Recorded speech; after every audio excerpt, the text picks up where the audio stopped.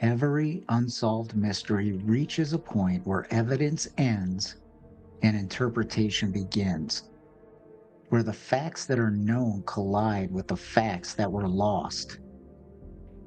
And when the story splits into versions shaped by investigators, by journalists, by forensic experts, and by decades of public obsession, the JonBenét Ramsey case doesn't have one version.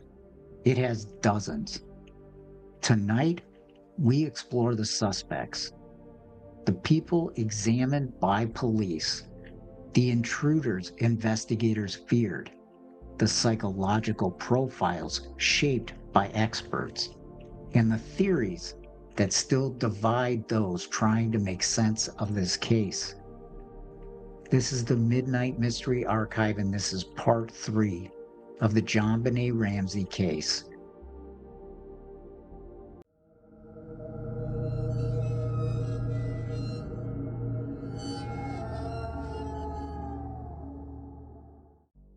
I wanted to let you know about something. The Midnight Mystery Archive website is live now. I know it's taken a while. I've been a little lazy, but it is live. Go to midnightmysteryarchive.com. You can listen to episodes right from your browser if you're sitting in your office all day long. Or the thing I'm most excited about is a page specifically for you, the listener, to submit a case. If there's a case that you would like me to cover on the podcast, go to the website, midnightmysteryarchive.com, click the Submit a Case tab, and send me the details. I look forward to hearing some of your ideas, and you never know, maybe it'll show up on the case schedule sooner than you think. Thanks. Investigators followed a principle used in many child homicide cases. Look first at the people who lived in the home. But this wasn't a standard investigation. There was national attention, political tension, and a fractured police department trying to make sense of a compromised scene. The first person they honed in on was Patsy Ramsey, and frankly, Patsy became the most scrutinized figure in this case, pretty much from the beginning. Some of the things that they looked at, it started with the handwriting analysis and the ransom note.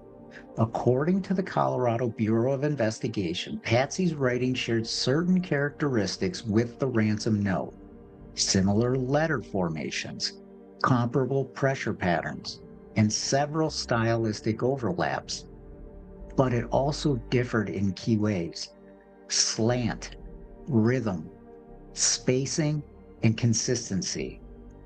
CBI examiners concluded she could not be eliminated as the author of the ransom note, a category that signals close similarity than the average person, but not a definitive statement of she wrote it or she didn't write it.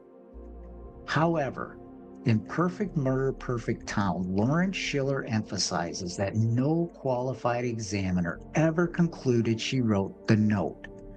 It was ambiguous, and ambiguity is the enemy of clarity. They looked at behavioral elements with Patsy. Former Boulder detective Steve Thomas described Patsy as theatrical in interviews.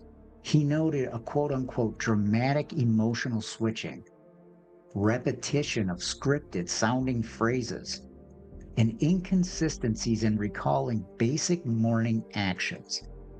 But Schiller and other sources point out she was grieving, she was medicated, and she was surrounded by people. And trauma experts have repeatedly warned that behavior alone is not reliable evidence. They also considered Patsy's access to materials. Investigators noted that the ransom notepad came from Patsy's office. The Sharpie-style pen matched one found upstairs. The handwriting bore superficial stylistic similarities. But these facts don't prove authorship, only access. And nearly every adult in that house that morning had access. Authorities then turned to John Ramsey, and John Ramsey's profile was shaped by physical actions and demeanor. One thing that they looked at was the basement window. The broken window became a major reason John remained under suspicion. According to Boulder PD notes, John claimed he broke it months earlier after locking himself out. He never repaired it, even though Colorado winter had set.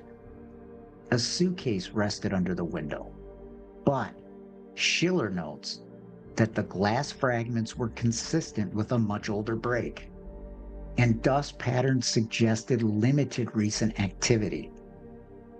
Then there was the discovery of the body. John picking up JonBenet has been interpreted in two ways.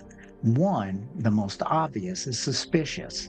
Steve Thomas and others believed moving the body disturbed evidence and could indicate staging. But however, there's also a different view. It's an innocent action. According to Boulder PD radio logs, officers asked John to search the home.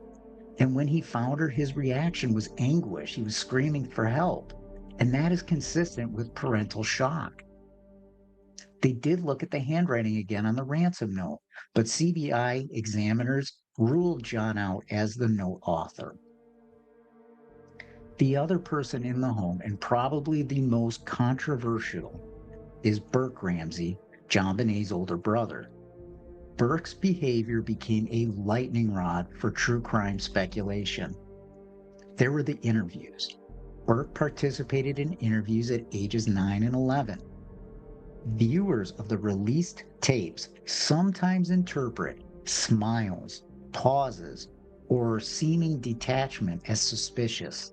But psychologists, including those consulted by CNN in the case of JonBenét Ramsey, have repeatedly cautioned that this is normal for a child under extreme stress.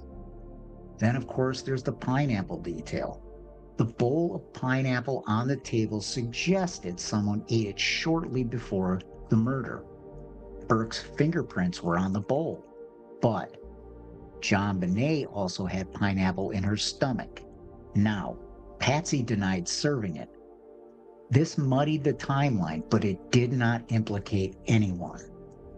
Then there's the question of legal standing with Burke. Burke's successful defamation suit against CBS resulted in a settlement, reinforcing that public speculation is not evidence. To this day, he remains a non-suspect in the eyes of the law. The intruder theory has passionate defenders, including experienced investigators and forensic scientists.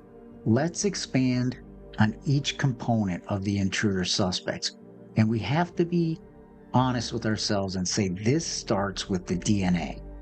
The unidentified male DNA appears in multiple locations: the underwear waistband, additional spots on the long johns, and there were mixed samples on outer clothing.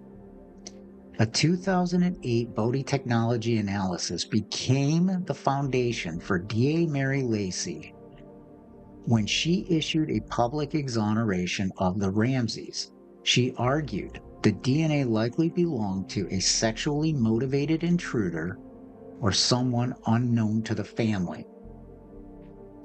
In 2016, in CBS's The Case of JonBenét Ramsey, forensic experts argued the sample size was minuscule.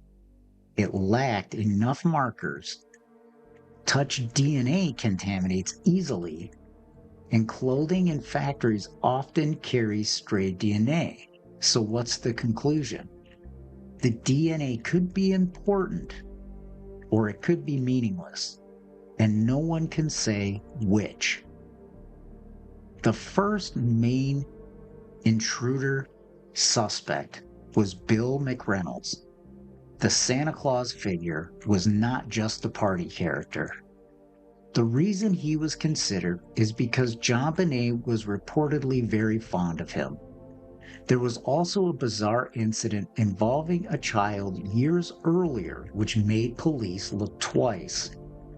His wife wrote a play containing hauntingly similar elements.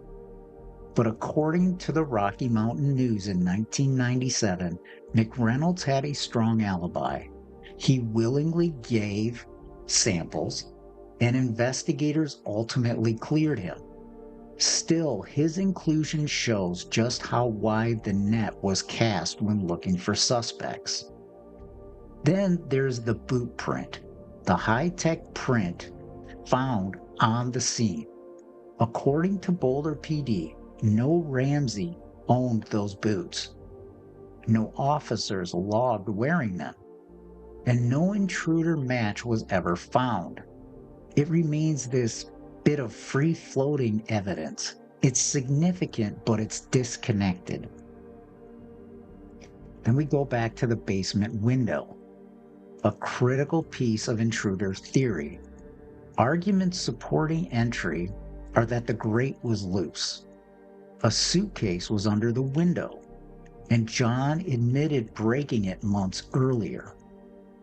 The arguments against entry, a good place to start is the A&E documentary in 2017. Cobwebs inside the well were intact. The sill dust looked undisturbed. No debris pattern suggested a climb-in.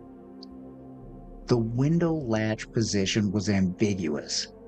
Even seasoned crime experts disagree. Some theories blend elements of both family and intruder narratives.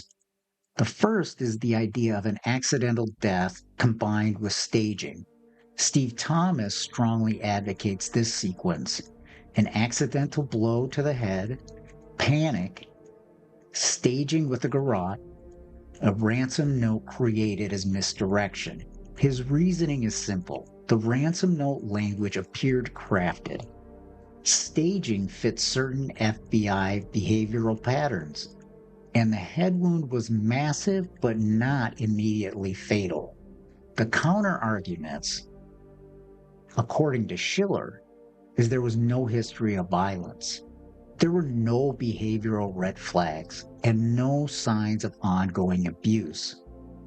Other investigators found the theory emotionally implausible. Then there's the idea of a behavioral escalation.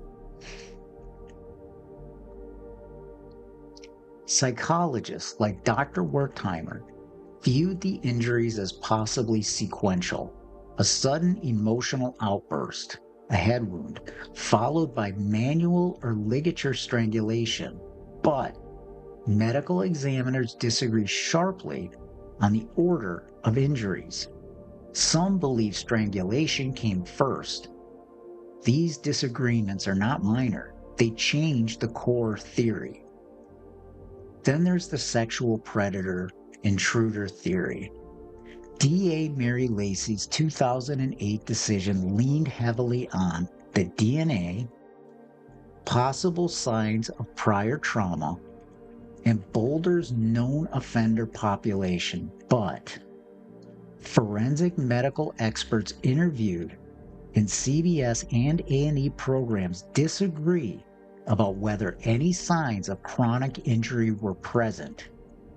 Conflicting interpretations mean evidence supports the theory, but there's also evidence that undermines it. And that contradiction defines this case. The JonBenet case is unique because the evidence supports multiple incompatible theories simultaneously. You have the family theory, and the strengths of the theory is that the note suggests familiarity. Materials came from inside the home. Staging indicators. And then the unusual ransom amount connected to John's bonus. The weaknesses in the family theory is that there are no physical evidence. No injuries consistent with common family abuse patterns. And theories hinge heavily on behavior. When we look at the intruder theory, the strengths there is that there is DNA evidence. There's the boot print that can't be tied to anyone in the family. There were nearby break-ins in the neighborhood, and unlocked doors were reported by multiple friends. But when we look at the weaknesses of the intruder theory, the note length is unlikely for an intruder. Remember, it was multiple pages, extremely rare, almost unheard of. The risk level would have been extreme. Then there's no definitive sign of forced entry and no confirmed intruder DNA match. When we look at the hybrid theory, some of the strengths there is it does help explain contradictions. It explains staging-like elements, and it addresses forensic ambiguities. However, there are weaknesses. There is no comprehensive evidence for any specific hybrid scenario. What does that leave us with? Well, the deeper you go, the more you realize. Every major book in this case, whether it's Steve Thomas, Lawrence Schiller, Kohler, contradicts the others. Every forensic panel disagrees on the meaning of the DNA. Every behavioral assessment reflects the biases of the assessor. Every timeline reconstruction depends on details that were never properly preserved. This case isn't just unsolved, it's fragmented. In part 4, we're going to take apart the linguistic structure of the ransom note, the psychological profile behind it, and the forensic clues that could redefine what we think we know about JonBenet's case. This has been the Midnight Mystery Archive in part 3 of the JonBenét Ramsey case. A new Monday mini episode will be out next Monday. It'll be a bridge between our part 3 and our part 4. And then next Friday will be the official launch of part 4 of the JonBenét Ramsey case. I look forward to seeing you again. Until next time.